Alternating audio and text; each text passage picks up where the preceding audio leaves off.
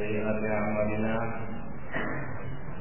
من يهده الله فلا مضل له ومن يضلل فلا هادي له أشهد أن لا إله إلا الله وحده لا شريك له وأشهد أن محمدا عبده ورسوله يا أيها الذين آمنوا اتقوا الله حق تقاته ولا تموتن إلا وأنتم مسلمون أما بعد فإن أحسن الكلام كلام الله وخير الهدى هدى رسول الله صلى الله عليه وسلم وشر الأمور محدثاتها وكل محدثة بدعة وكل بدعة ضلالة وكل ضلالة في النار. Ikhwan fillah azza Allah wa iyyakum jami'an. Insyaallah pada pagi ini kita akan meneruskan kajian kita Bulughul Maram. Kita sampai pada hadis Abdullah bin Amr radhiyallahu anhuma fi sifatil wudu'i, tentang sifat wudu Rasulullah sallallahu alaihi wasallam. Dia berkata, "Tsumma masaha bi ra'sihi wa adkhala isba'aihi as-sabbahatayn fi udunayhi wa masaha bi ibhamayhi zahira udunayhi." Akhrajahu Abu Dawud dan Nasa'i wa sahahahu Ibnu Majah Ibnu Khuzaimah. Hadis dari Abdullah bin Amr radhiyallahu anhu, dia bercerita tentang kaifiyat wudu Rasulullah. Dia berkata, kemudian beliau mengusap kepalanya dan masukkan kedua jari telunjuk isba'aihi as-sabbahataini. Isba'ani adalah bentuk tasniyah ataupun musanna dari isba', dan al-isba' ini adalah kalimat muannas. Demikian pula seluruh nama-nama jari ini muannas, seperti finsir, sababah, ibham dan seterusnya. Dan isba' ini ada 10 bacaan. Bisa dibaca isba', bisa dibaca usbu', bisa dibaca isbu', bisa dibaca asbu' dan seterusnya. Ada 10 bacaan bagi isba' ini. Namun dikatakan di dalam kamus al-isba' bahwa bacaan yang dipilih oleh para fuqaha adalah isba'.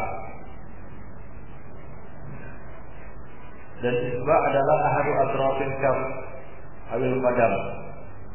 Jari adalah salah satu ujung dari pergelangan tangan ataupun pergelangan kaki. Ujungnya dinamakan isba', untuk jamaknya asabi'. Yang dimaksud di sini adalah atraf al-kaf, yaitu ujung telapak tangan. As-sabbahataini adalah bentuk tasniyah dari sabbaha. As-sabbahataini adalah bentuk tasniyah dari sabbaha. As-sabbaha adalah al-isba' allati baina al-ibham wal wusta. As-sabbaha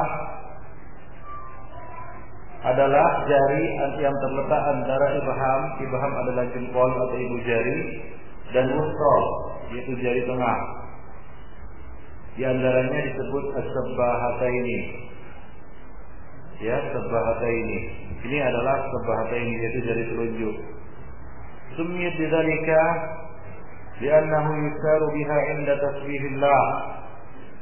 Dikatakan sebagai sabbahah karena jari telunjuk ini digunakan untuk isyarat ketika bertasbih kepada Allah Subhanahu wa taala. Maka dia disebut as-sabbahah. Bahasa yang lain untuk jari ini adalah sababah. Dikatakan sababah karena dia digunakan untuk menunjuk ketika seorang itu mencaci maki. Nah demikian itu fikih. Baik. Jadi Rasulullah Shallallahu Alaihi Wasallam ketika mengusap kepala beliau memasukkan dua jari sabahah beliau, dua jari telunjuk beliau ke dalam kedua telinga beliau. Dua jari yaitu kanan dan kiri, telunjuk kanan dan telunjuk kiri dimasukkan ke dalam telinga. Wa masaha bi ibhamaini, kemudian kedua ibu jari beliau mengusap zahir udhunain. Zahir udhunain adalah a'lahuma, yaitu bagian luarnya, atau al-juz'ud zahir minha, bagian yang sebelah luar. Ini dinamakan zahiru al-udhunain. Zahirul udhunain adalah bagian luarnya. Bagian di dalam disebut batinul udhunain. Nah, beliau mengusap, masukkan jari ke dalam jari telunjuk ke dalam telinga, kemudian menggunakan ibham, yaitu jari jempol ataupun ibu jari untuk mengusap bagian luar telinga. Nah, demikian. Nah, hadis ini diriwayatkan oleh Abu Daud, Nasa'i dan disahihkan oleh Ibnu Khuzaimah rahimahullah. Nah, ini hadis yang pertama. Kemudian hadis berikutnya dari Abu Hurairah radhiyallahu anhu. Hadis ini jelas ya, menunjukkan bahwa mengusap kepala itu adalah satu kali. Dan bahwasanya pengusapan ini la yukarrar, tidak perlu diulang-ulang. Sebagaimana pencucian tangan, wajah dan kaki. Ya, karena yang namanya masah, mengusap itu lebih ringan daripada ghusl, yaitu mencuci. Dan mukhaffaf fi kaifiyatiha wa fi kamiyatiha, lebih ringan di dalam kaifiyatnya dan kamiyahnya. Nah, demikian yang saya sebut. Baik. Dan barangkali bisa kita katakan bahwa hikmah diringankannya mengusap kepala, yaitu sekali saja dan tidak perlu dicuci, ya, dan tidak perlu diulang, adalah at-taysir ala ummah, untuk meringankan atau memberikan keringanan bagi umat ini. Kenapa? Fa inna ra'sa mawtin asy-sya'ri. Karena kepala itu adalah tempat rambut. Ya, faqul ma alaihi wa taqriruhu bama sababa adiyatan wa marban. Dan menuangkan air ke atas kepala hingga membasahi rambut dan mengulang-ulang pencuciannya atau pengusapannya, itu bisa menyebabkan adiyah, yaitu kita katakan gangguan ataupun sakit, yaitu ataupun ya suatu yang yang merugikan. Ya, misalnya rambutnya basah kemudian ditutup lagi dengan login hingga kadang-kadang bau. Kalau diusap sampai berkali-kali hingga basah, maka bisa menyebabkan kesulitan. Maka Allah Subhanahu wa taala meringankannya, yaitu dengan menjadikannya satu kali usapan saja. Nah, demikian yang dipikir rahimani wa rahimakumullah jami'an. Ya, jadi di dalam mengusap kepala ini kemarin kita sudah membahas ada hadis Abdullah bin Zaid, ya, yang menunjukkan bahwa sifatul masah ini adalah memulai dari bagian depan kepala, ya, kemudian menyapu kepala sampai ke tengkuk, kemudian mengembalikannya lagi ke tempat semula. Nah, ini ditambahkan, ya, di samping itu juga masih dalam satu kali basuhan itu masih sekali jalan, ya, disertai dengan memasukkan jari telunjuk ke dalam telinga, kemudian mengusap bagian luar telinga dengan ibu jari ataupun jempol. Nah, demikian yang kami sejin. Azan ya Allah wa ibninya. Jadi kedua riwayat ini bisa kita satukan dalam satu proses pengusapan kepala. Nah, demikian, yaitu sekali jalan, mengusap bagian depan sampai ke belakang, yaitu sampai ke tengkuk, kemudian mengembalikannya lagi ke depan, kemudian mengusap bagian luar telinga dengan apa? Dengan ibu jari ataupun jempol. Nah, demikian yang penting. Azan ya Allah wa ibninya. Ibnu Qayyim mengatakan dalam Zadul Ma'ad,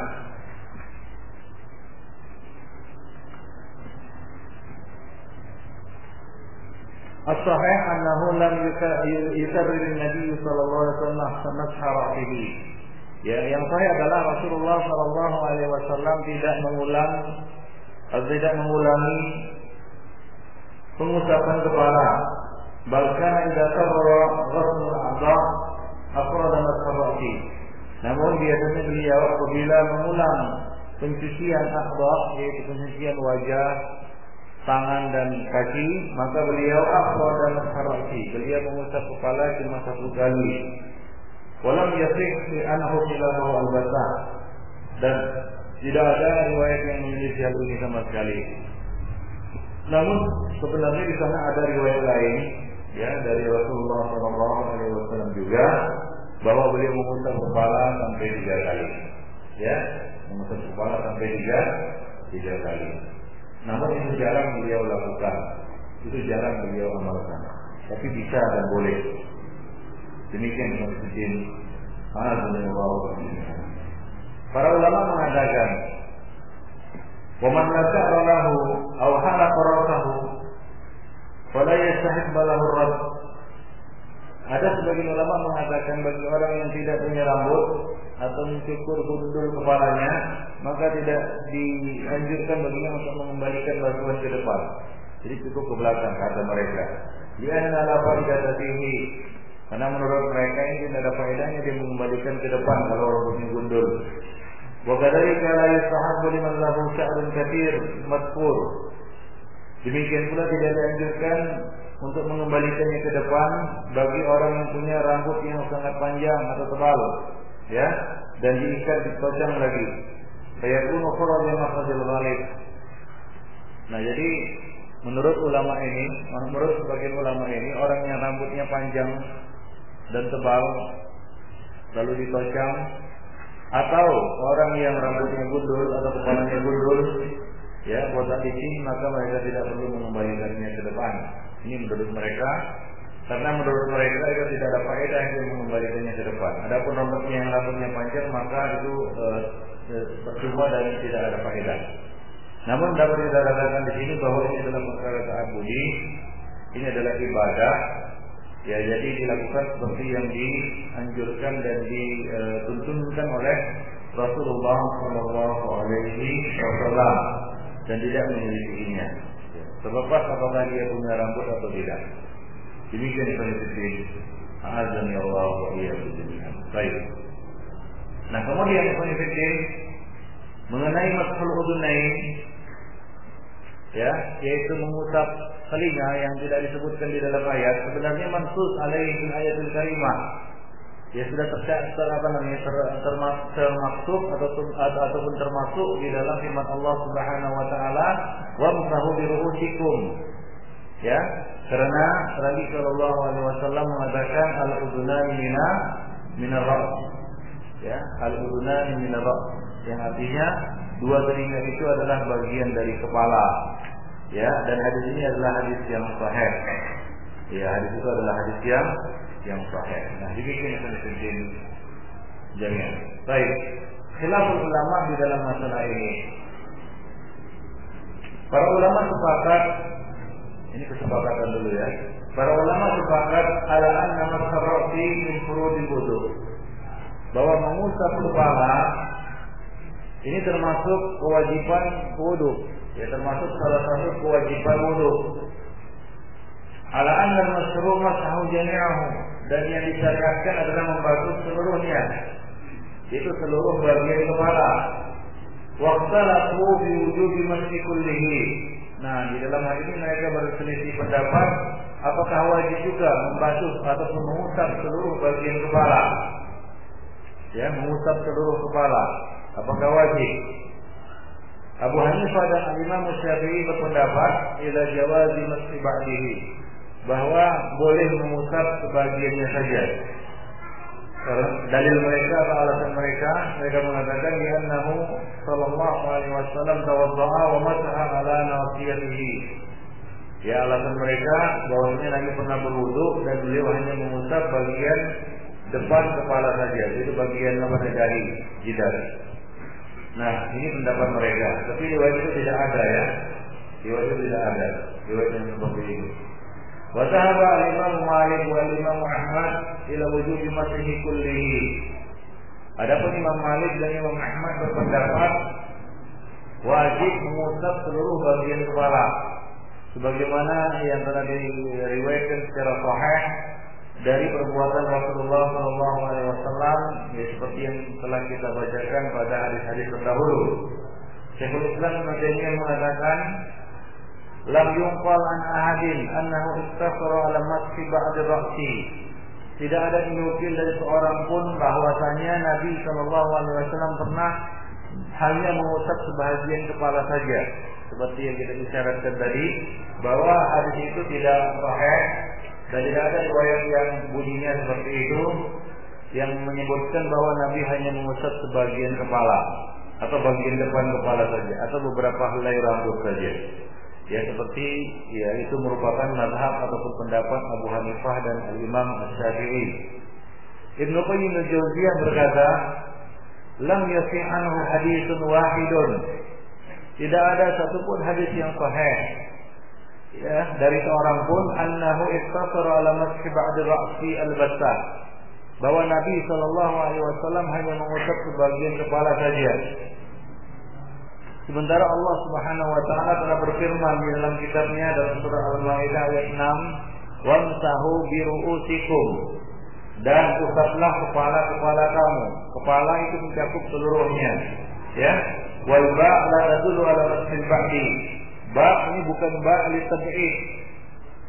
Ya, ba' bukan ba' li tab'id. Bukan bermakna sebagian. Li'annaha lil ilsaq. Namun ba' di sini adalah ba' lil ilsaq. Ya, namanya ba' lil ilsaq. Barang siapa yang mengklaim bahwasanya ba' di sini adalah ba' li tab'id, maka dia telah keliru. Ya, dan dia telah salah dan tidak ada satupun ulama lughah yang mendukungnya. Wallahu a'lam bishawab. Intinya adalah ya bahwa mengusap kepala ini harus menyeluruh, ya meliputi seluruh bagian kepala, tidak cukup sebahagiannya saja. Baik. Nah, di dalam mengusap kepala ini ada beberapa riwayat yang sahih. Yang pertama, kemarin hadis siapa? Hadis Ali bin Abi Thalib radhiyallahu anhu. Bahwasanya beliau mengabarkan masah bi ra'sihi marratan wahidatan. Bahwa beliau mengusap kepala satu kali. Kemudian hadis Abdullah bin Zaid bahwa beliau aqbala bi yadayhi wa adbara. Fa bada'a bi muqaddami ra'sihi ya ila qafahu thumma raddahu ila makanihi. Ya, bahwa beliau memulai dari depan ya dengan kedua tangannya kemudian ke belakang. Kemudian beliau mengembalikannya lagi ke tempat semula. Ini hadis Abdullah bin Zaid.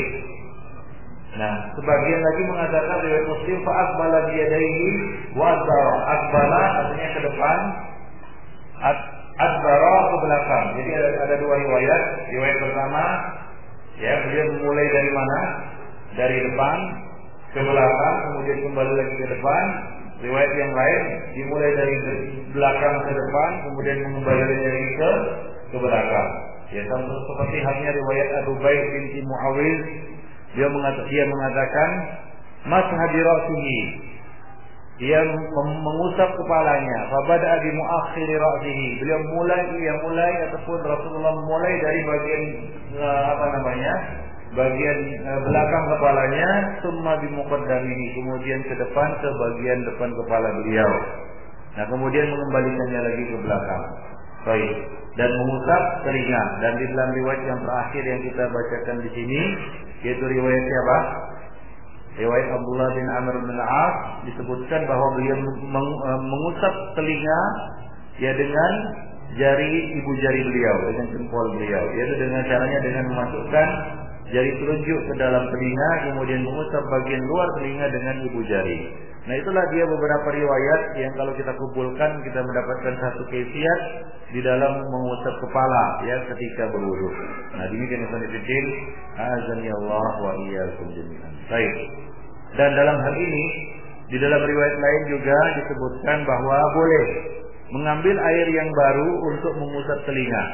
Ya, di dalam riwayat yang lain, ya mungkin Anda bisa baca di dalam buku Ensiklopedi Fikih Islami, ya, fikih. Nah, itu disebutkan bahwa Rasulullah Shallallahu Alaihi Wasallam ya mengambil air yang baru untuk mengusap telinga. Ya, jadi mengusap kepala dulu, kemudian mengambil air yang baru untuk mengusap ke telinga beliau. Nah, demikian. Konfidin, azan ya Allah wa iyyakum. Baik. Hadis selanjutnya hadis Abu Hurairah radhiyallahu anhu. Qala Rasulullah sallallahu alaihi wasallam. Rasulullah sallallahu alaihi wasallam bersabda, "Idza sayqadha ahadukum min manamihi falyastanfir salatan, fa inna syaitana yabitu ala khaysumihi." Muttafaqun alaih. Hadis Abu Hurairah radhiyallahu anhu. Ia berkata, Rasulullah sallallahu alaihi wasallam bersabda, jika salah seorang dari kalian terbangun dari tidurnya, ya, atau bangun dari tidurnya, maka hendaklah dia beristinsar. Apa maksudnya istinsar? Istinsar adalah memasukkan air ke hidung, ya, kemudian mengeluarkannya kembali. Ini namanya istinsar. Dikatakan istinsar saja, istinsar itu mengeluarkannya, ya, mengeluarkan air dari hidung. Tentu ini tidak mungkin dilakukan kecuali dengan memasukkannya terlebih dahulu. Jadi sudah termasuk di dalamnya istinsar. Kemudian melakukan istinsar. Jadi di sini disebutkan bagian akhirnya saja, yaitu istinsarnya saja. Tidak disebutkan istinsar karena sudah bisa dimaklumi dari perintah untuk istinsar tadi. Ya, karena tidak mungkin melakukan istinsar kecuali dengan beristinsar. Nah, demikian. Jadi beliau beristinsar sebanyak 3 kali. Masukkan air ke hidung kemudian mengeluarkannya lagi. Kenapa?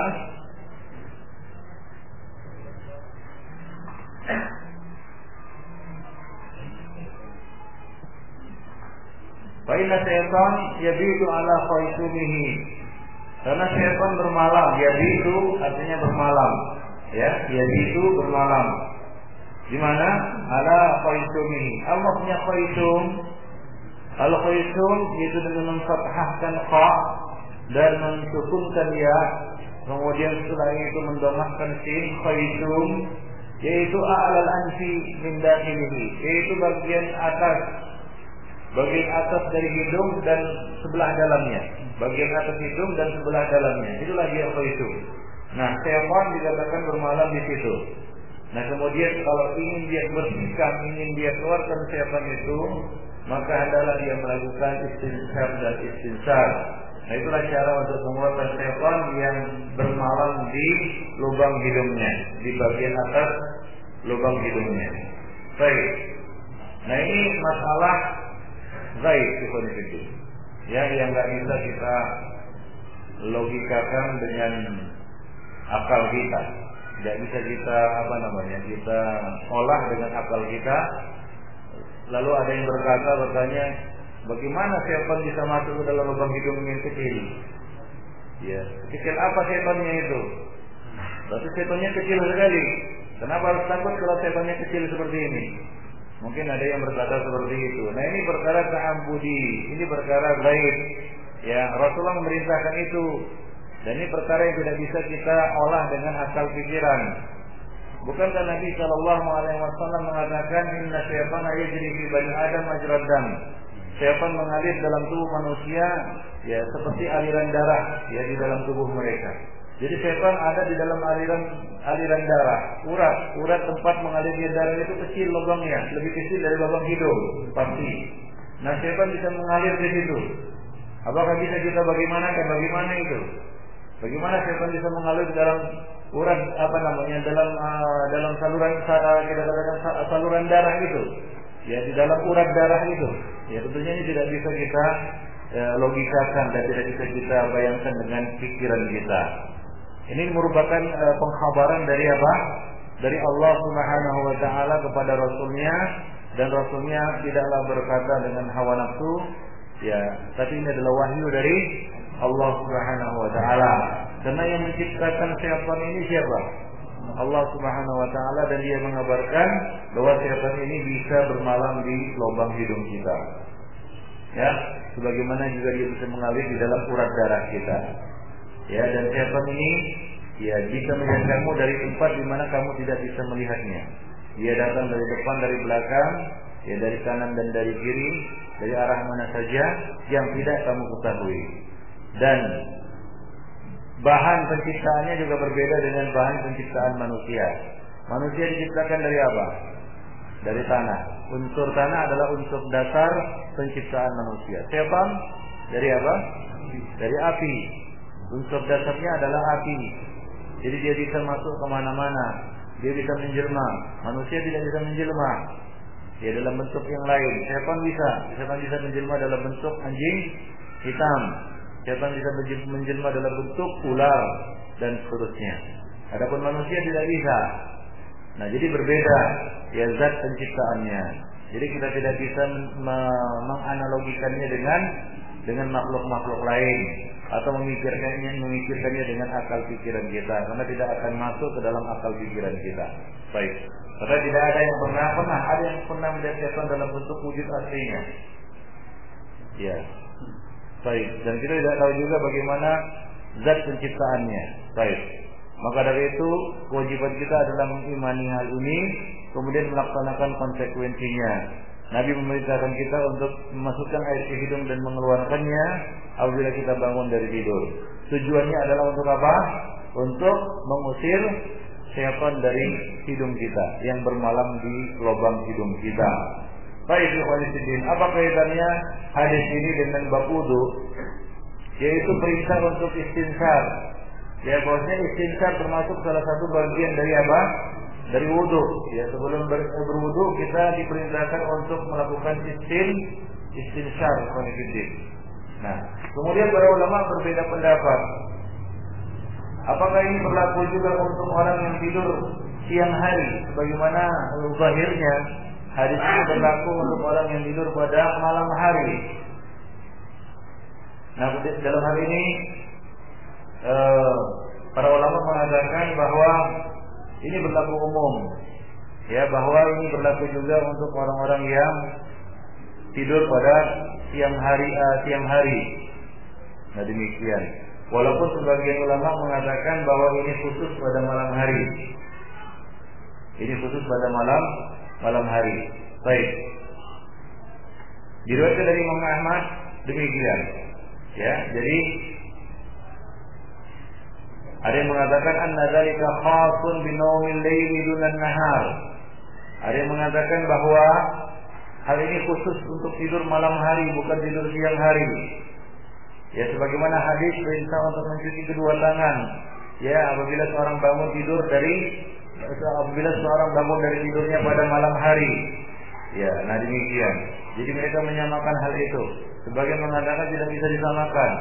Ya, bahwa mencuci tangan itu karena seorang tidak tahu di mana tangannya bermalam. Baik. Tapi kalau kita lihat zahirnya, ini berlaku untuk ya tidur pada malam hari, karena Rasul mengatakan fa inna syaitana yabitu al-bayt itu adalah tidur pada malam hari. Tidulah tidur pada siang hari. Wallahu taala a'lam bishawab. Nah, demikian. Baik. Jadi untuk baiknya antum silakan juga mengamalkan ini ya untuk tidur siang. Bangun dari tidur ya beristinsar dan beristinsar sebanyak 3 kali. Wallahu a'lam bishawab. Baik. Jadi kaitannya dengan bab wudu adalah perintah untuk istinsar sebelum melakukan wudu, ya. Dan juga ada hadis lain man tawadda'a falyastantir. Barang siapa yang berwudu hendaklah dia beristinsar. Ya, nah itu menunjukkan bahwa perintah al-istinsar adalah sesuatu yang diperintahkan oleh Nabi Sallallahu Alaihi Wasallam sebelum berwudu, dan hukumnya sama seperti hukum yang lainnya, yaitu wajib. Wallahu a'lam. Baik. Kemudian hadis Abu Hurairah radhiyallahu anhu qala Rasulullah sallallahu alaihi wasallam, "Idza stayqadha ahadukum min nawmihi fala yaghmis yadahu fil ina'i hatta yaghsilaha thalathan fa innahu la yadri aina batat yaduhu." Nabi mengatakan, apabila salah seorang dari kalian bangun dari tidurnya, istayqadha ay tanabbaha min nawmihi, bangun dari tidurnya, terjaga dari tidurnya, fala yaghmis. La yudkhil yadahu fil ma. Janganlah dia memasukkan tangannya ke dalam air. Al-ghamas adalah ayyatibal yad al-yadu fil ma, yaitu menghilangkan tangan ke dalam air atau mencelupkan tangan ke dalam air yang ada di dalam ina. Ya, la di sini la nahiyah, ya. La berarti larangan, la nahiyah. Fala yaghmis. Di dalam riwayat Bukhari disebutkan la yaghmisanna. Janganlah sekali-kali ia mencelupkan tangannya ya ke dalam air atau ke dalam bejana. Yaduhu, yad di sini maksudnya adalah ya, dzukira al-qul urida bihil ba'. Disebutkan yad tangan seluruhnya, tapi maksudnya adalah sebahagian. Yaitu apa? Al-kaf, yaitu telapak tangan. Ya, karena jarang orang yang punya bejana sedalam sepanjang tangannya. Lalu dia masukkan seluruhnya begini, jarang. Tapi yang biasanya dimasukkan ke dalam bejana adalah telapak tangan. Jadi yang dimaksud di sini adalah ba'dul yadi, sebagian dari tangan. Yaitu apa? Al-kaf, yaitu telapak tangan. Fa innahu la yadri. Ini menjelaskan illatnya. Ya, illat kenapa dia diperintahkan untuk mencuci kedua tangannya. Fa di sini fa li ta'lil. Fa innahu la yadri, karena dia tidak tahu aina batat yaduhu. Ya, di mana tangannya bermalam. Artinya adalah di mana dia letakkan tangannya tadi malam. Ya, aina di sini adalah dzarf makan ya. Dzarf makan. Baik. Batat artinya bermalam, ya, atau letak atau posisi tangannya pada tadi malam atau pada malam hari. Jadi di sini ada kemungkinan tangannya itu menyentuh sesuatu yang najis, menyentuh sesuatu yang kotor. Lalu apabila dia tidak mencucinya dan langsung mencelupkannya ke dalam air, maka ada kemungkinan air itu akan terkena najis atau kotoran. Ya, terkena najis atau kotoran. Ada riwayat lain yang menegaskan hal ini dari Ibnu Umar kalau tidak salah, bahwa ada seorang yang berusaha untuk menyelisih hadis ini dan dia mengatakan, aku tahu di mana tanganku bermalam. Lalu dia tidak mau mencuci tangannya. Ya, ternyata keesokan harinya dia dapati tangannya masuk ke dalam duburnya. Nah, demikian. Jadi dia sengaja ingin menyelisih hadis Nabi Shallallahu Alaihi Wasallam. Dengan sombong dia mengatakan, aku tahu di mana tanganku bermalam. Ya, untuk menghindari apa? Untuk menghindari cuci tangan setelah berwudu. Ini siapa? Ya, menghindari cuci tangan setelah setelah bangun dari tidur. Ya, mencuci tangan setelah bangun dari tidur. Dia berusaha untuk menghindari perintah Nabi ini. Ya, anjuran Nabi ini. Lalu dia berkata, aku tahu di mana tanganku bermalam. Ya, ternyata dia dapati keesokan harinya, ya keesokan paginya dia dapati tangannya berada di dalam dubur. Ya, bagaimana tangan bisa masuk ke dalam dubur? Nah, begitulah Allah Subhanahu Wa Taala kadang-kala membalas orang-orang yang berusaha untuk memperolok-olok dan menolak sunnah Rasulullah secara langsung kontan di dunia. Bukan itu dia. Ya, belum lagi apa? Belum lagi azab di akhirat. Rasulullah Allah Subhanahu Wa Taala mengatakan, "Falyahdharil ladzina yukhalifuna an amrihi an tusibahum fitnah aw yusibahum adzabun alim." Hendaklah orang yang sengaja menyalahi perintah Rasulullah itu takut tertimpa fitnah, yaitu kekufuran, yaitu di dunia, dan tertimpa azab yang pedih di akhirat. Ya, bukan hanya azab yang pedih di akhirat, dan itu sudah pasti, bisa juga dia terkena azab di dunia. Artinya disegerakan balasannya di dunia seperti orang ini. Ya, tentunya ini orang ini di samping dia menyalahi Rasulullah, ya perintah Rasulullah, dia juga bersikap sombong. Ya, dia bersikap sombong dan seolah-olah dia menantang. Ya, dia menantang hadis ini. Ya, dan Allah memberikan ganjarannya kontan langsung. Ya, nah demikian ini. Baik. Jadi, ya tentunya Nabi mengatakan al-ainani wika uskan. Al-ainan, dua mata itu adalah wika, artinya pengikat bagi dubur. Syah dubur. Artinya kalau mata sudah terpejam tidur, maka kita tidak tahu apa yang terjadi, apa yang keluar dari tubuh, kan begitu ya? Ya, kita tidak tahu. Nah, lebih aula lagi, lebih patut lagi kita tidak tahu di mana tangan kita berada. Karena sesuatu yang sensitif dan kita bisa rasakan, yaitu buang angin, itu tidak terasa lagi kalau kita sudah tidur. Apalagi tangan, ya kadang-kadang tangan kita menyentuh bagian-bagian yang kotor dari tubuh kita. Atau bisa jadi tangan kita juga menyentuh benda-benda lain yang ada di sekitar kita, ya, hingga dia terkena najis. Ya, entah kotoran cicak, kan begitu ya, entah yang lainnya, ya, entah kotoran tikus atau benda najis lainnya, ya mungkin, atau ya bisa juga madi ataupun hal-hal lain yang apabila kita masukkan tangan kita dan mencucinya terlebih dulu sebelum dicelupkan ke dalam lidah, maka bisa mencemari air yang ada di dalam lidah itu. Oleh karena itu cara untuk mencuci tangan ini adalah bukan dengan mencelupkannya ke dalam bejana, tapi dengan menuangkannya. Ya, misalnya seperti ini bejana. Ya, kita tuangkan air itu ke tangan kita. Ya, baru kita cuci tangan kita. Bukan kita celupkan tangan kita untuk membersihkannya.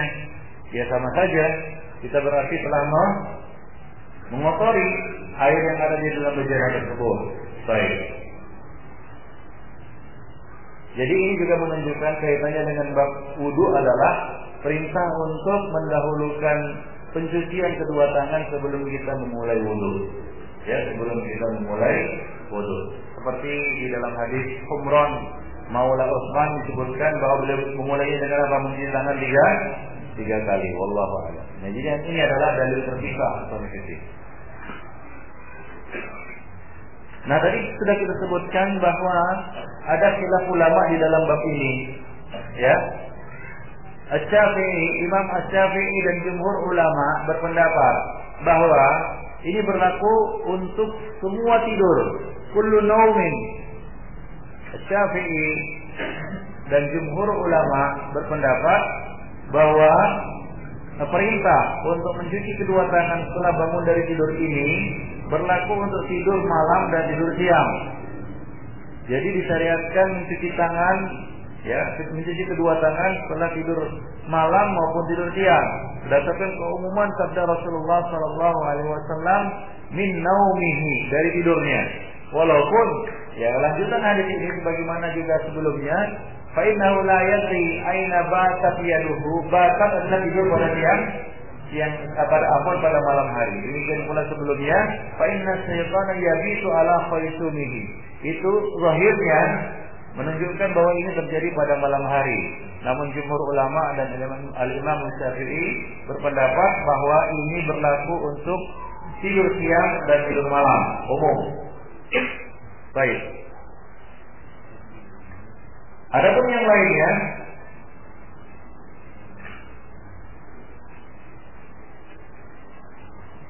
ya di antaranya Imam Ahmad, tadi sudah kita sebutkan, Imam Ahmad mengatakan apa? Ini berlaku untuk tidur malam, khasun bi naumil lail dunan nahar.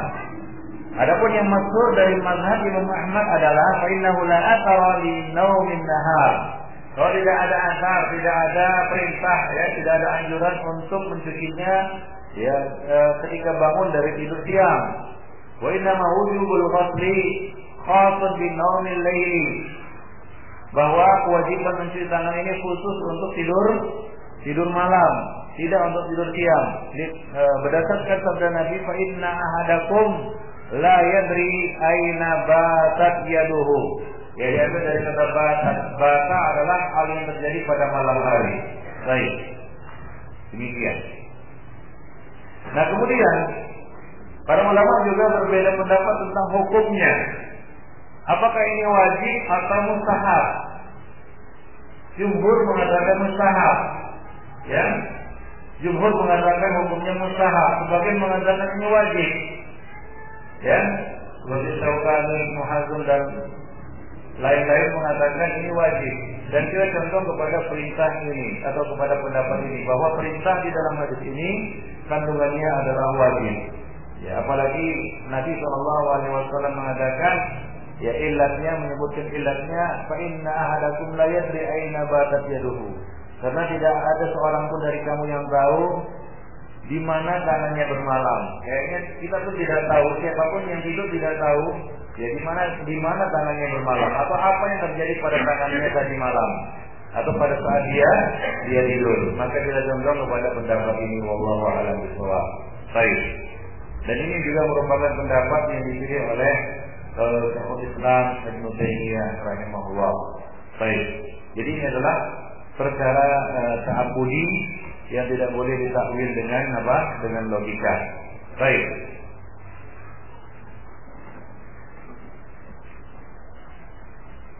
Nah, kemudian para ulama menjelaskan, apakah ini ada kaitannya dengan wudu? Ya, apakah ini ada kaitannya dengan wudu secara langsung? Apakah kewajiban ini juga berlaku ketika seorang hendak berwudu? Apakah mencuci tangan ketika hendak berwudu itu hukumnya juga wajib? Nah, di dalam hal ini para ulama membedakan. Untuk bangun dari tidur hukumnya wajib. Ya. Namun apabila seorang tidak bangun dari tidur, misalnya kita tidak sedang tidur, ya, kita lagi berwudu batal wudunya karena kentut atau karena pembatal wudu lainnya. Kemudian kita ingin berwudu, wajibkah kita mencuci tangan? Nah, di sini para ulama berbeda pendapat lagi.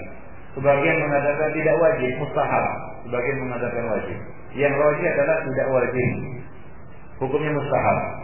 Ya, hukumnya mustahab. Karena tidak ada perintah dari Nabi SAW. Yang ada hanyalah penukilan dari perbuatan beliau. Dan perbuatan menunjukkan hukum mustahab. Berbeda dengan perintah, seperti perintah untuk berkumur-kumur dan perintah untuk apa? Perintah untuk beristighfar. Nah, demikian. Wallahu a'lam bishawab. Jadi sebagian memisahkan antara seorang yang bangun dari tidur dengan yang tidak bangun dari tidur. Baik, kita lanjutkan hadis yang berikutnya, yaitu hadis Laqit bin Sabirah. Wa an Laqit bin Sabirah.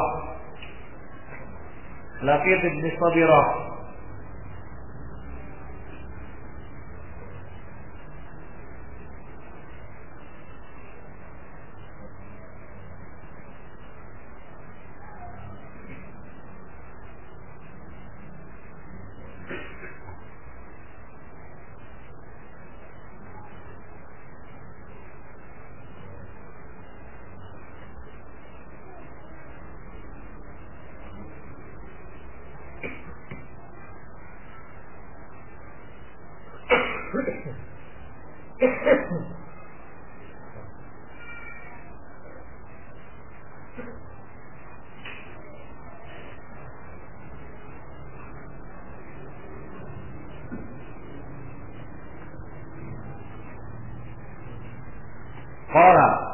Qala Rasulullah sallallahu alaihi wasallam.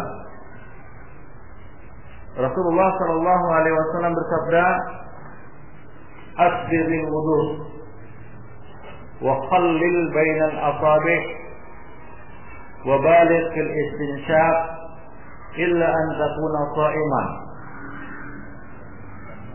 Wa li Abi akhrajahu al-arba'ah wa sahhahu Ibnu Khuzaimah. Wa li Abi Dawud fi riwayatin idza tawadda'ta famatmit. Hadis Laqit bin Sabirah.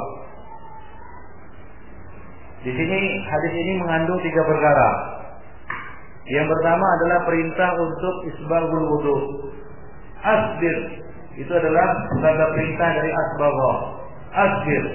Al-isbagh artinya ittisa' wal itmam.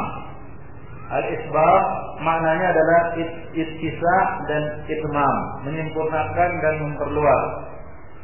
Asbiril wudu di sini maksudnya adalah perintah untuk menyempurnakan wudu, yaitu waqfi kulli 'adwin haqqahu fil ghusli, yaitu sempurnakanlah pembasuhan, ya, pembasuhan dan pencucian setiap anggota wudu. Ya, dengan apa? Dengan sempurna. Yaitu mencuci wajah dengan sempurna, yaitu semua bagian dicuci dengan sempurna. Itu maksud dari asbir atau isbagh, yaitu itmam dan istikmalil a'dha bil ghusli, yang menyempurnakan seluruh anggota wudu di dalam pencuciannya. Nah, demikian kan itu. Nah, itu perintah yang pertama. Perintah yang kedua adalah waqallil bainal asabi'. Waqallil bainal asabi'. Khallil adalah artinya menyela-nyelai. Takhlilul asabi' yaitu tasrif bainahuma. Tasrif artinya merenggangkan. Kemudian isalatul ma' bainaha. Ya, melewatkan ataupun menyiramkan air di antara keduanya. Ya, lalu menyela-nyelainya dengan jari jemari. Nah, ini dinamakan takhlil. Itu takhlil asabi'. Nah, asabi' yang dimaksud di sini itu umum. Nabi mengatakan khallil bainal asabi'. Al asabi' al di sini lam apa? Lil istighraq. Untuk menyeliputi semua al asabi', baik jari tangan maupun jari kaki.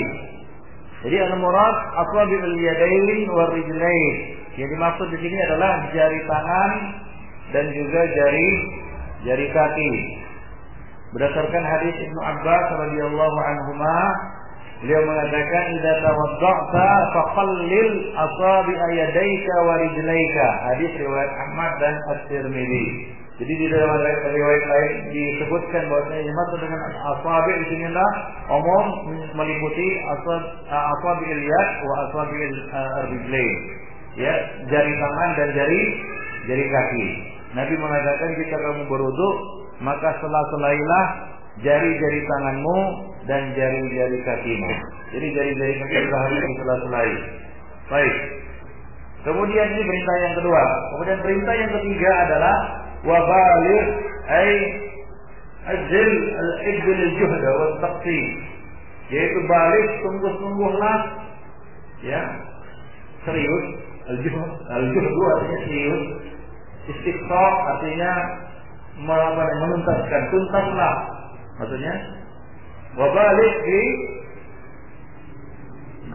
fil istinshaq atau fil istinshaq, dan sungguh-sungguhlah di dalam istinshaq, yaitu di dalam isalul ma ila aqsal anfi, di dalam memasukkan air ke dalam hidung. Sungguh-sungguh, ya, sungguh-sungguhlah di dalam masukkan air ke dalam hidung. Jadi bukan pura ecek kata orang sini, pura-pura ataupun setengah-setengah, tapi hendaklah total ataupun bersungguh-sungguh. Ya, nah demikian. Baik, tuntas di dalam memasukkannya. Hanya saja ini dikecualikan hukumnya, ya, illa ini adalah istisna, pengecualian hukum. Ya, untuk apa? Untuk yang ketiga, ya, bukan untuk seluruhnya. Untuk khusus untuk yang ketiga, yaitu perintah untuk apa? Untuk memasukkan sungguh-sungguh air ke dalam hidung. Jadi dikecualikan untuk hukum ini illa an takuna sha'iman. Kecuali engkau dalam kondisi berpuasa atau sedang berpuasa, maka tidak diperintahkan di situ untuk memasukkannya secara sungguh-sungguh. Nah, demikian. Baik. Nah, kemudian hadis berikutnya ada dalam riwayat lain dari Abu Daud, dikatakan di sini wali Abi Daud fi riwayatin, dalam riwayat lain dari Abu Daud, ya, disebutkan dengan lafaz idza tawadda'ta famaqmit. Jika kamu berwudu maka berkumur-kumurlah. Jika kamu berwudu maka berkumur-kumurlah. Ini adalah perintah. Maqmit adalah fi'il amr dari apa? Matmadha. Yumatmidu matmid. Nah, ini itu adalah fi'il amr, wajib. Nah, hadis ini menunjukkan atau riwayat ini menunjukkan bahwa, ya, matmadha, memasukkan air ke dalam mulut dan menggoncang-goncangkannya, menggerak-gerakannya. Nah, itulah dia definisi dari matmadha, yaitu memasukkan air ke dalam mulut dan menggerak-gerakannya adalah wajib indal wudu. Nah, di sini para ulama juga berbeda pendapat, ya, tapi rajihnya, ya, pendapat yang rajih adalah matmadha ini hukumnya wajib di dalam wudu. Baik. Nah, itulah dia hadis Laqit bin Sabirah.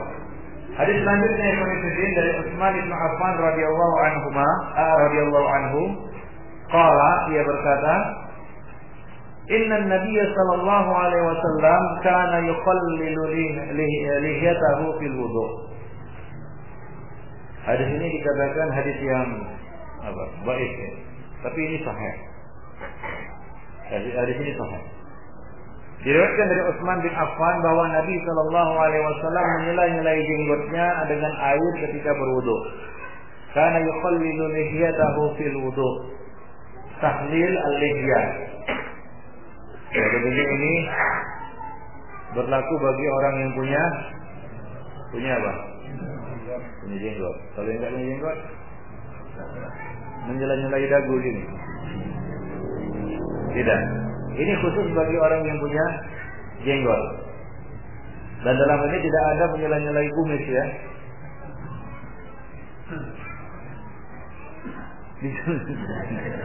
Enggak ada. Ya. Jenggot di sini termasuk juga jambang. Apa? Lihyah di sini, pengertian lihyah karena fillah azani Allah wa jami'an mencakup juga jambang. Al-lihyah adalah sya'run, ya, sya'rul 'aridaini wa taqam. Yang disebut lihyah itu di dalam bahasa Arab adalah sya'rul 'aridaini wa taqam, yaitu bulu yang tumbuh pada dua arid, yaitu di dua apa? Aridain, ini namanya aridain, ya. Ini namanya aridain, ya. Kemudian taqam di dagu ataupun di apa namanya dagu ini. Baik. Nah, itulah yang disebut dengan apa?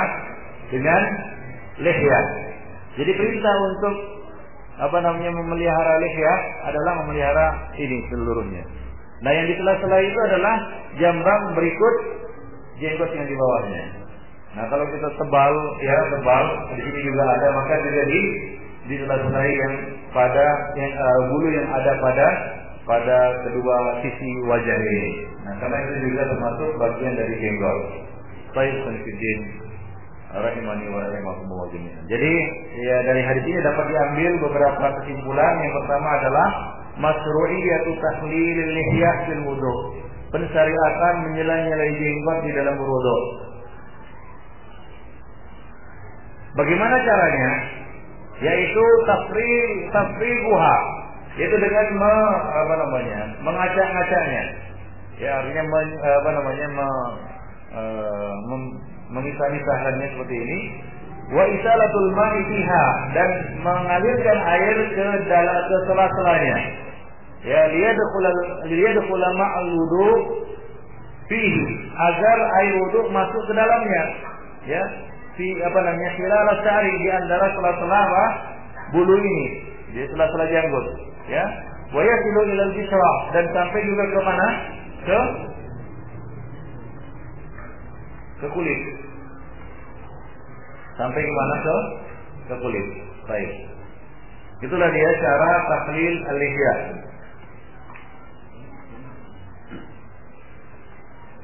Kemudian as-sa'rul ladzi fil wajhi isman. Bulu yang tumbuh di wajah ini ada dua macam. Ada yang tebal dan ada yang tipis. Ayatuna khafifan surah al-bisrah min waraihi, nampak atau kelihatan al-bisrah yaitu kulit, ya. Fahada, dan untuk yang ini yajibu ghusluhu wa ghuslu ma tahtahu min al-bisrah. Maka wajib dicuci ataupun dibasuh, ya, berikut apa kulit yang ada di bawahnya. Itu yang pertama. Yang khafif, yang apa namanya? Yang tidak tebal. Yang tipis.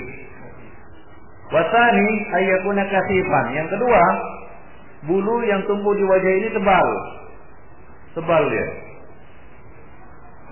Wadzalika bi alla tura al-bisrah min waraihi. Itu tidak nampak kulit, ya, karena terhalang apa, tertutup jenggot yang tebal itu, bulu yang tebal itu. Fahadha yajibu fihi ghuslu zahirihi, dan untuk ini wajib mencuci zahirnya saja, yaitu apa namanya yang nampak secara zahirnya saja. Wa yustahabbu takhlilu batinihi, dan dianjurkan untuk menyela-nyelai bagian dalamnya hingga ke bagian kulitnya, ya, ke bagian kulitnya. Ini untuk yang tebal. Karena kalau yang tebal diharuskan juga untuk menyampaikan air ke seluruh bagian kulit yang ada di dalam, maka mungkin wudunya nggak selesai sampai sore. susah kan gitu. Sebal apalagi yang jambangan besar seperti itu kan begitu ya. Nah, untuk meratakan air ke seluruh bagian kulit yang ada di balik jenggot itu membutuhkan waktu yang sangat lama. Jadi untuk yang tebal jenggotnya maka kewajibannya adalah membasuh bagian zahirnya saja dan dianjurkan untuk menyela-nyelanya sampai ke bagian dalam atau bagian kulitnya. Wallahu a'lam bishawab. Nah, demikian konfirmasi azani Allah wa iyyakum jami'an beberapa hadis yang bisa kita bahas pada hari ini, dan insyaallah nanti akan kita lanjutkan dengan hadis yang berikutnya tentang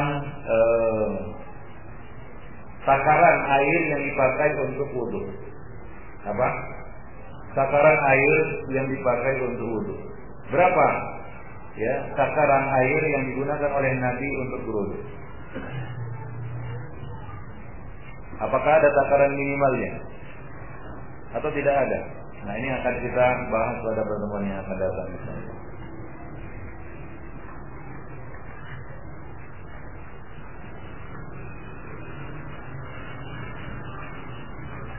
Baik, mungkin bagi yang ingin bertanya silakan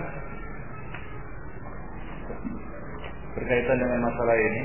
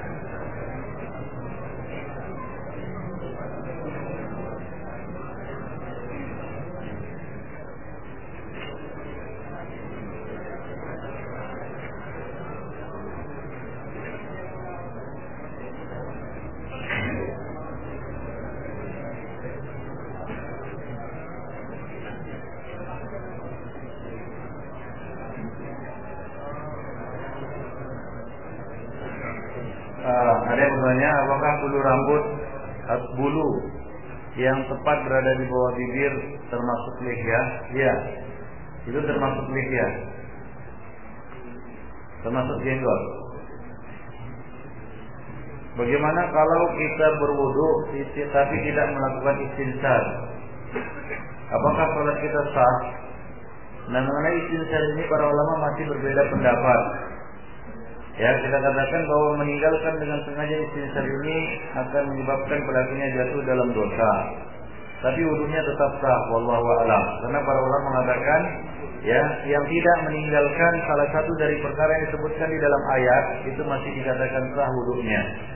Ya, karena di dalam ayat disebutkan ada 5 ya anggota wudu yang harus, ya, yaitu wajah, kemudian tangan, kepala dan kaki, dan 4, ya. Selain itu tidak membatalkan atau tidak menyebabkan wudu tidak sah.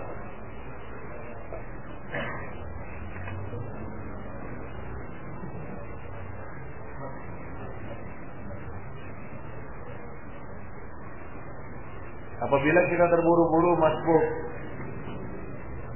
ingin ikut salat berjamaah, bolehkah berwudu hanya dengan membasuh wajah, lengan sampai dengan siku, mengusap kepala, membasuh kaki, sebagaimana dalam surah Al-Maidah tadi sudah kita katakan ini mencukupi, ya, walaupun tidak dikatakan dia isbaq al-wudu.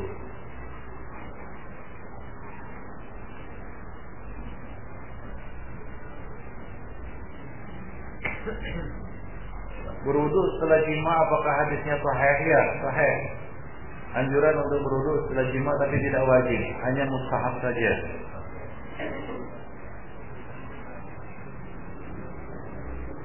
Hadisnya sahih. Hukumnya mustahab.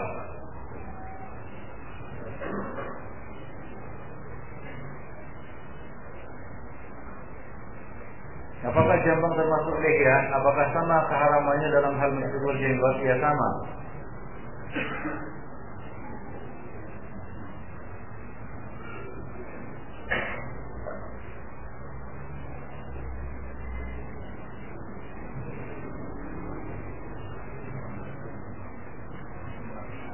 Ana meminta nasihat.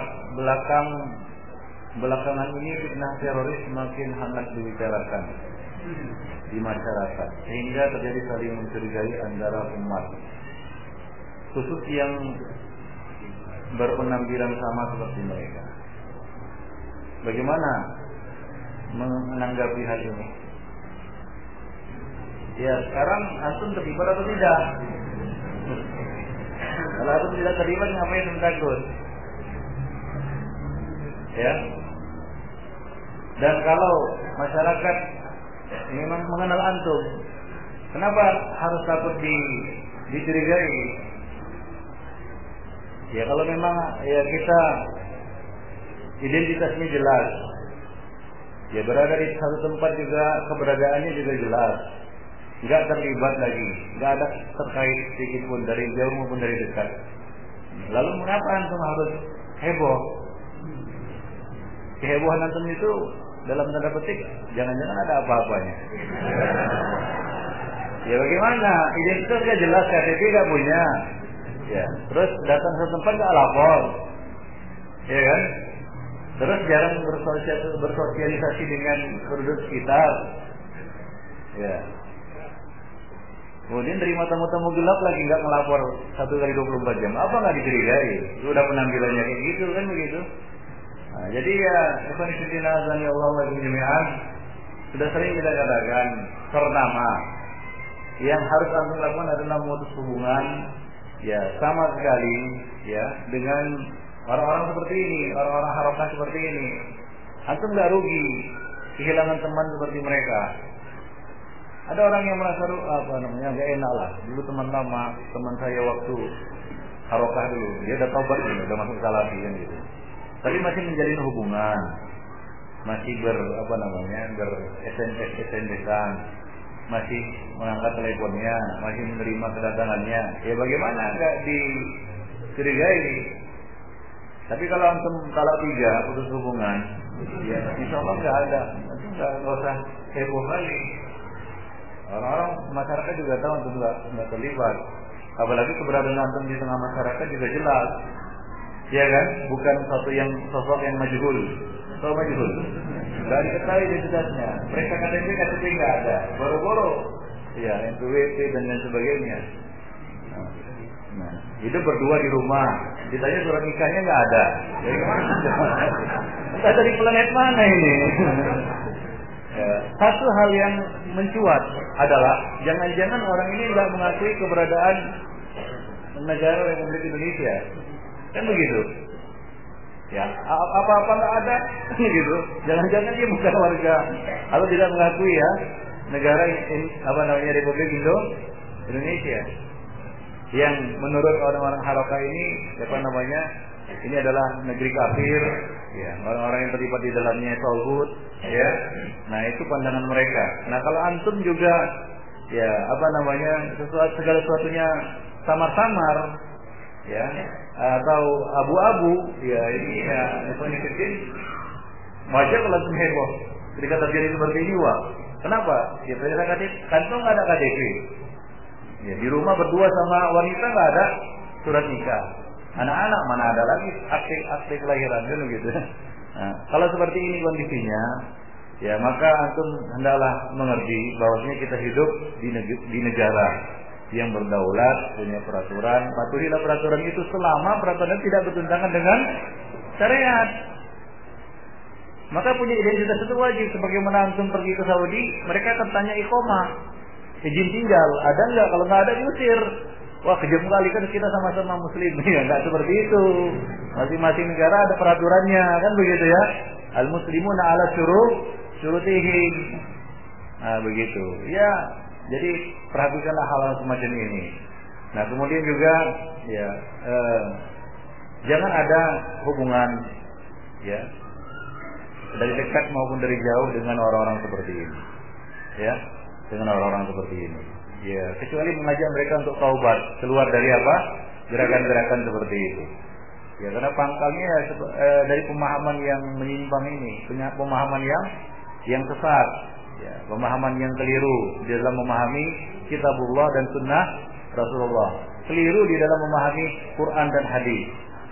Akibatnya bisa fatal, hingga semua orang hartanya dikatakan faiz. Ya, nanti handphone itu tinggal nantinya apa ini kantongnya.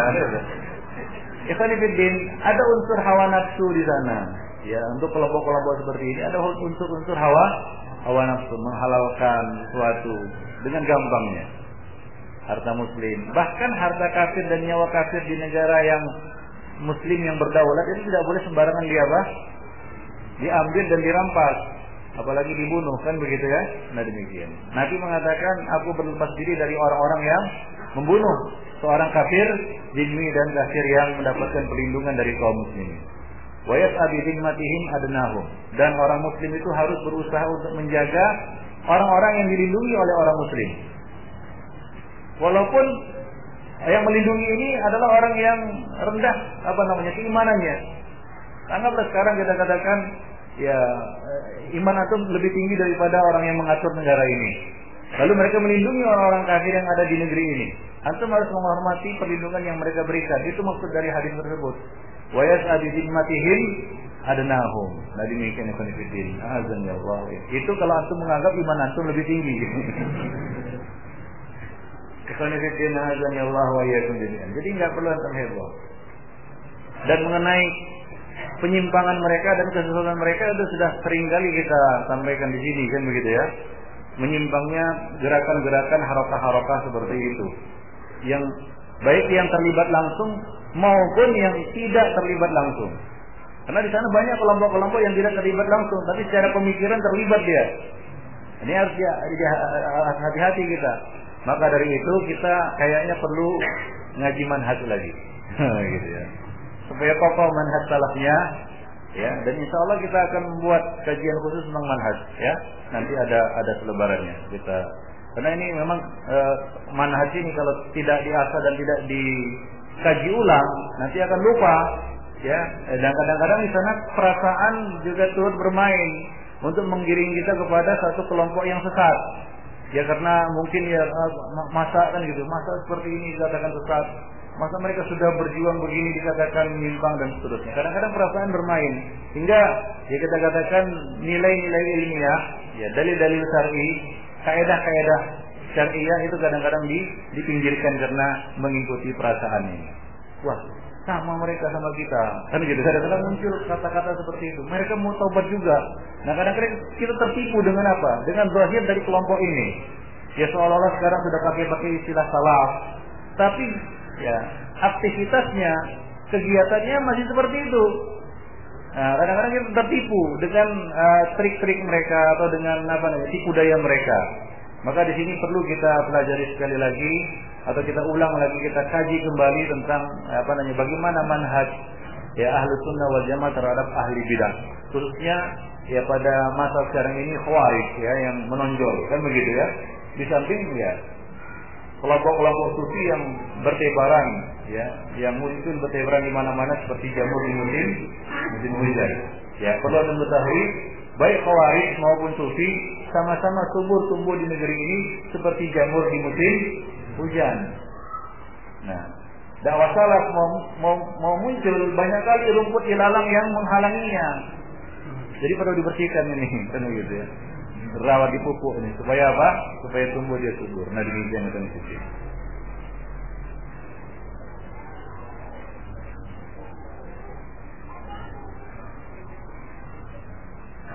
Ada perintah untuk membasuh mata, masukkan air ke mata ketika berwudu. Enggak ada perintah memasukkan air ke mata. Enggak ada. Zahir mata ya. Ya, zahirnya. Tapi bagian dalam enggak ada. Hah? Atar enggak sahih. Nah, ada beberapa yang mengada-ngada, beberapa yang masukkan air ke dalam mata, kemudian tengkuk. Ada juga itu riwayat yang asar ya, tapi nggak sahih juga, yaitu menyikat tengkuk, ya, ketika berwudu, ya, ketika membasuh kepala atau wajah. Nah ini juga nggak sahih. Nah demikian.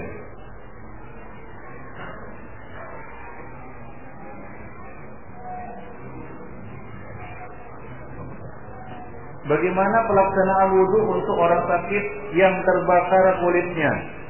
Ya, fattaqullaha mastata'tum. Yang bisa dibasuh, yang enggak bisa ya sudah. Ya, la yukallifullahu nafsan illa wus'aha. Selama sebahagian dari anggota wudunya masih bisa disentuh oleh air. Tapi kalau sudah sekujur tubuhnya enggak bisa lagi, ya tayamum juga enggak bisa. Ya, ma'dzur. Dia ada wudu. Allah. Hah? Iya. Kalau luka bakar sekujur tubuh gimana? Dia mau tayamumnya enggak bisa semua. Kan ada seperti itu. Baik. Apakah kotoran anak termasuk najis? Anak atau cicak? Apakah kotoran cicak termasuk najis? Tidak najis, ya. Rajinnya tidak najis. Ya.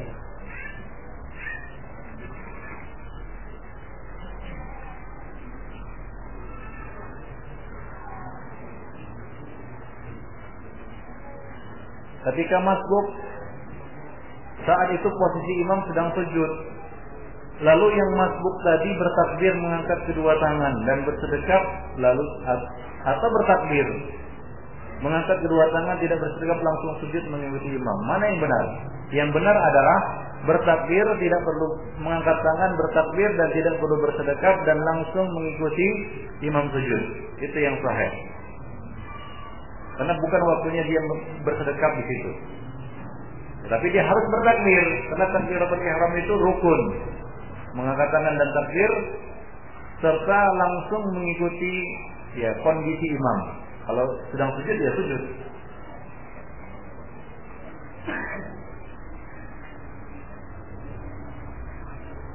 Ada orang masbuk, lalu saat itu posisi imam duduk tasyahud akhir.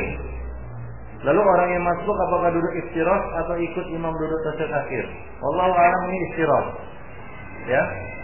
Ya, menurut Imam Syafi'i dia iftiroz karena beliau beralasan karena orang ini akan melanjutkan untuk rakaat yang tertinggal.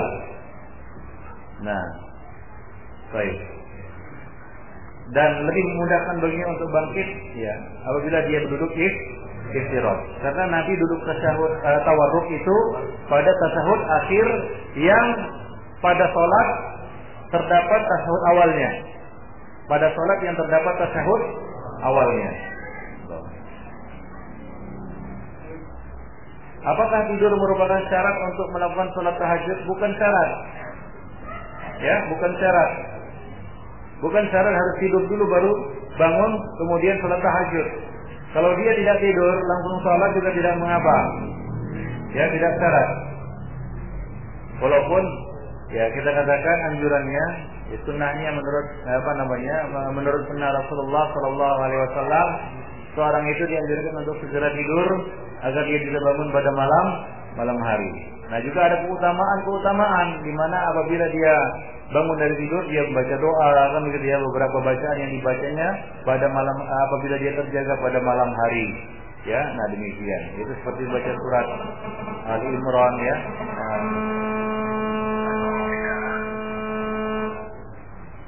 Yang membaca bagian akhir surat Ali Imran dan seterusnya. Baik. Tapi bukan syarat.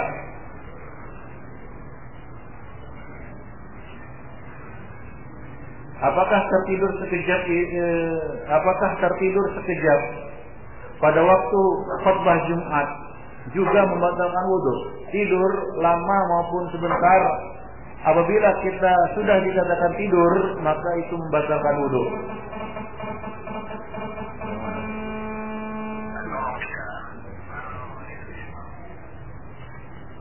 Ya, tidur lama maupun sebentar, sedikit maupun banyak, apabila kita sudah dikatakan tidur, yaitu terlepas ikatan hati kita, artinya tidak lagi menyadari apa yang ada di sekitar kita, maka itu sudah dikatakan membatalkan wudu. Maka batal wudunya, maka dia harus berwudu kembali, walaupun sekejap. Ya, karena kadang-kadang orang tidur itu nggak tahu dia sekejap atau tidak sekejap. Tiba-tiba bangun saja dia, katanya aku sebentar tidur katanya, padahal udah ngorok dia, ya kan? Baik. Jadi yang bisa merasakannya itu antum. Tapi kalau antum masih namanya tidur ayam, artinya apa? Tidur tapi masih mendengar atau menyadari apa yang ada di sekitar antum, kan begitu. Ini namanya tidur ayam. Nah, ini tidak membatalkan wudu. Dia dengar khatib berkhutbah tapi enggak mengerti apa yang dikatakan oleh khatib. Nah, ini tidur ayam namanya. Tapi dia gitu. Dia masih bisa menangkap suara. Ya, dia masih bisa menangkap suara, mencium bau. Kalau ada orang kentut bangun dia. Tapi kalau yang tidur beneran, antum kentut bau-baunya di sampingnya, bangun dia, gitu. Santai aja dia. Nah, demikian itu beda tidur yang beneran dengan tidur ayam. Wallahu a'lam bishawab. Nah, demikian pertemuan kita pada hari ini, mudah-mudahan ada manfaatnya. Aku lupa lihada wa astaghfirullah li wa lakum min syarril muslimin innahu huwal ghafurur rahim.